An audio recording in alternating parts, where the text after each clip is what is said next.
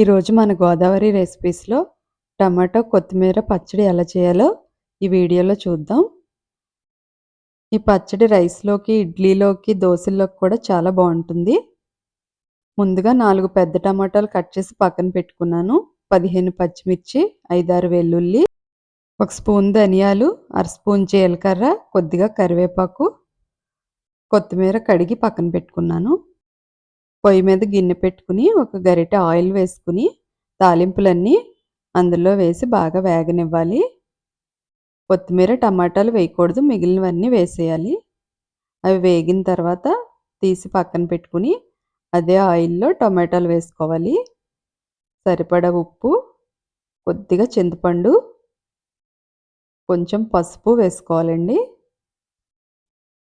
వేసుకుని అన్నీ కలుపుకుని మూత పెట్టి సిమ్లో మగ్గనివ్వాలి.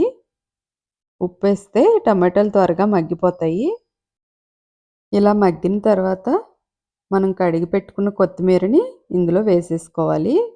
నేను ఒక కట్ట కొత్తిమీర తీసుకున్నానండి. టమాటాలు మొత్తం మగ్గిన తర్వాత కొత్తిమీర వేసుకోవాలి. కొత్తిమీర వేసుకుని బాగా కలుపుకుని 2 నిమిషాలు సిమ్లో పెట్టి కొత్తిమీర కూడా మగ్గనివ్వాలి. నీరు లేకుండా దగ్గరగా వచ్చే వరకు మగ్గబెట్టుకోవాలి.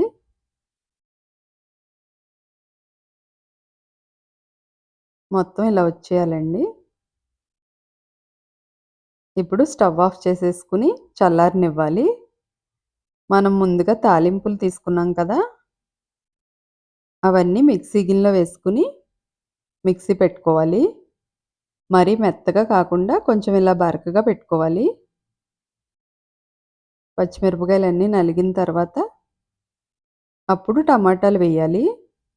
టమాటా వేసిన తర్వాత ఒకసారి తిప్పి కట్టేసుకోవాలండి, లేదంటే టమాటా పేస్ట్లా అయిపోతుంది. ఇలా కొంచెం బరకగా వేసుకుంటే టమాటా పచ్చడి చాలా బాగుంటుంది.